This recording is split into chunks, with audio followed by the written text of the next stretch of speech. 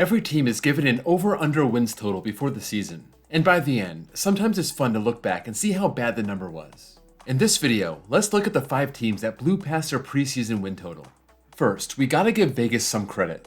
They nailed the win total for 4 teams. I'll talk about 2 here and the other 2 next week, when I go over the most disappointing teams from 2022.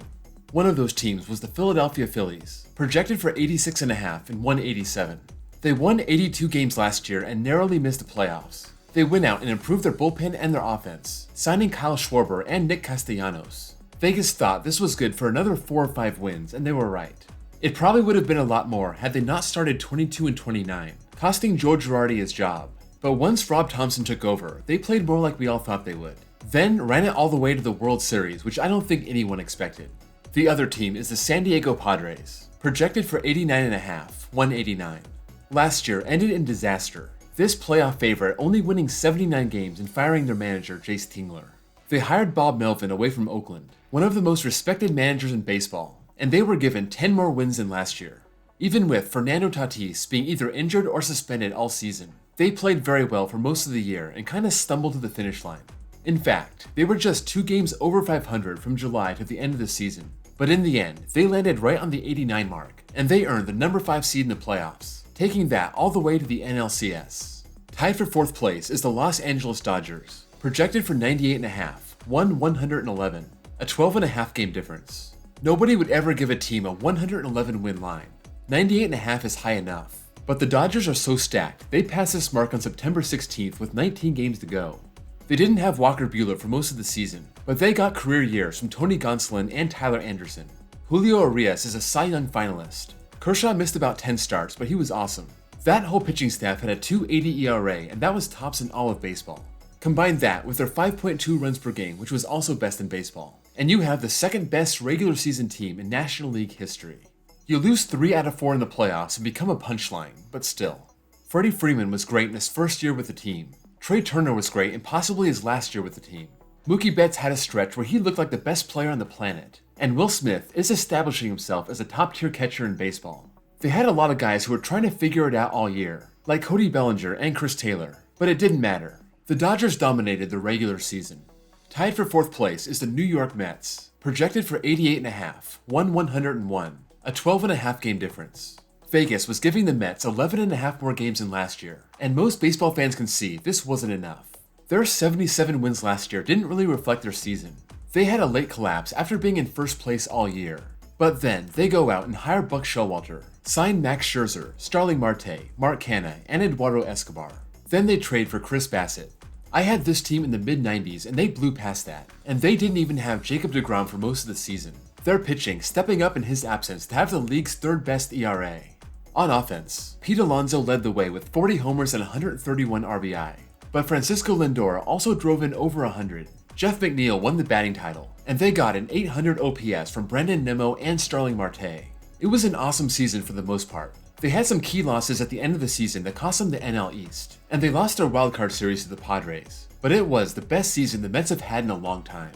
In 3rd place is the Houston Astros, projected for 91.5, won 106, a 14.5 game difference. You're seeing a theme here. Teams that were supposed to be good that were actually spectacular. The Astros are a bit different because they were supposed to take a step back this year. They won 95 games last year on their way to the AL pennant, but they lost Carlos Correa to free agency. They seem to lose one of their key players every year and it never seems to matter. This time, they jumped 11 wins from last year. One of the big reasons for that was the grand return of Justin Verlander. The last time he put in a full season, he won the Cy Young 3 years ago, and he came back better than ever. Framber Valdez was possibly the most consistent starter in baseball, running off an amazing 25 straight quality starts. That's no more than 3 runs allowed and at least 6 innings pitched. Christian Javier was under the radar, but he had an ERA of just under 2.5 in his 25 starts. The bullpen was deep and very good, and they had the best ERA in the league. Their offense had to settle for only being the 3rd best in the league, led by Yordan Alvarez with his 37 home runs and OPS over 1,000, one of the 3 MVP finalists in the AL.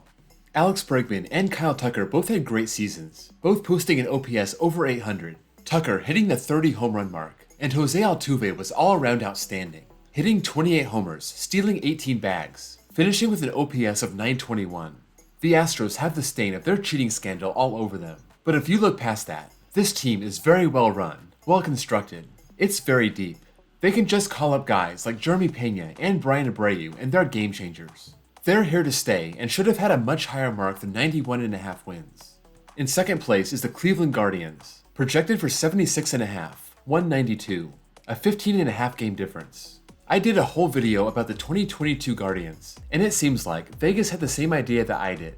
They had been good in the years leading up to 2021, but they only won 80 games last year. They didn't make any real offseason moves, and they seem to be on the verge of tearing it all down by trading Jose Ramirez.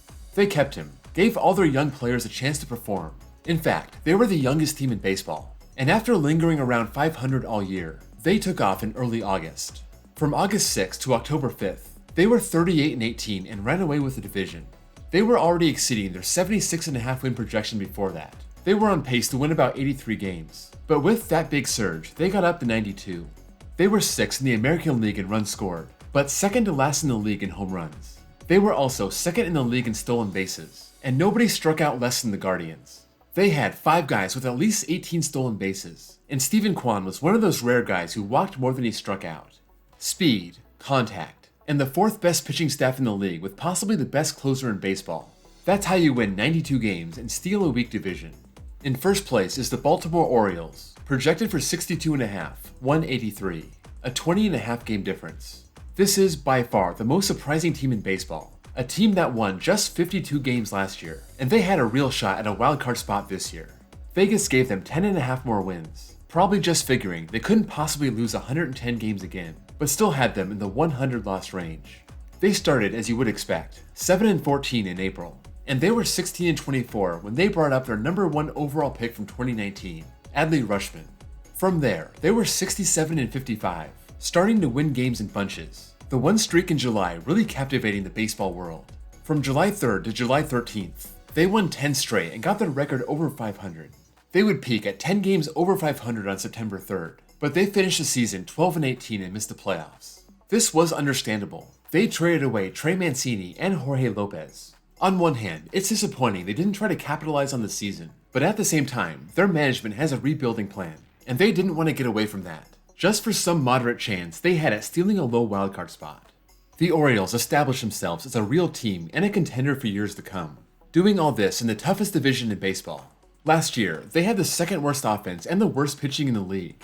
This year, their offense was 8th and their pitching was 9th, and they did that without their star pitcher, John Means. Dean Kramer and Austin Voth did the best out of the starting rotation, but the bullpen was nasty.